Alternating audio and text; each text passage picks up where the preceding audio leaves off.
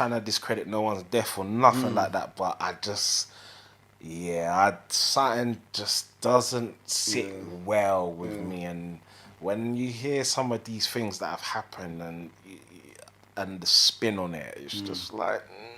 What's your take on it, though? What do you think went down? I just don't understand how, okay, you've seen him acting suspiciously on the roadside and you've apprehended him, cool. And you've taken him to the custody. I think they said they found bullets on him, but not the firearm at the time. Then you're always quick to talk about stop and search. There was your chance to do stop and search, and you know, God rest his soul, the police officer. But how has it got to that? Protocols were clearly not followed. You know, you talk about this stop and search, but look what your lack of stop and search did. On your grounds as well.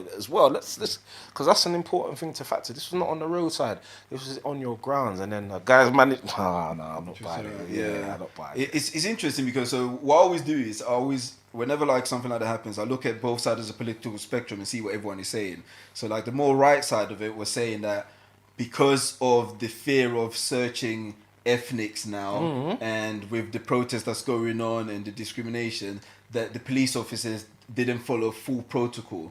And then obviously you got the other side that say, no, this is your job. This is what you're trained to do. Exactly. This is the policy, and you had a right to search him because you found bullets on him. But you also kind of think as well, when situations like that happen, one of the things that goes through my membrane is, what are you trying to get this public on side or offside?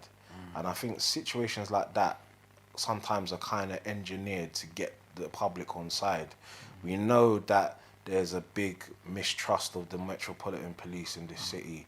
We know they're going through a hard time, and I'm not saying that this has been orchestrated, so to speak, but the way it's been spun, it kind of feels like they're trying to get us on the side. Yeah. There is a large anti-police sentiment though going on at the moment, and I mean I'm not anti-police. I wouldn't call the police, but that's because I've been programmed in such a way, and it's sad to say, but obviously growing up in the end, you know the relationship that we have with the police, of course. And the whole relationship has never really been great because of things that happened and occurred. And as sad as it is, like I think at the moment they're having a hard time. They're caught in between a rock and a hard place. Like probably right now is probably the worst time to be a police officer, simply because of the anti-police sentiment. And that one of the sad things that came across during the death of this gentleman, sorry for forgetting his name, was a lot of people online were kind of praising or happy or celebrating the fact that someone had died. Nah, that's disgusting. Regardless of how you look at it. Yeah, look, man, look, there's a lot of bad people there out in the world, man, but I don't wish death upon anybody.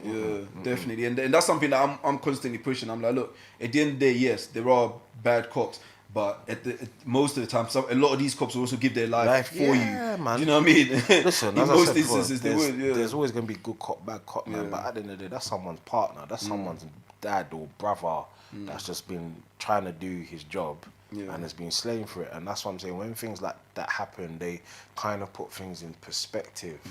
And I think, again, going back to our original points, it's reasons like this why I feel like the Metropolitan Police shouldn't be defunded. It needs more funding, because you kind of feel maybe if there was more funding, a situation like that wouldn't happen. But another thing I will say, particularly in the city,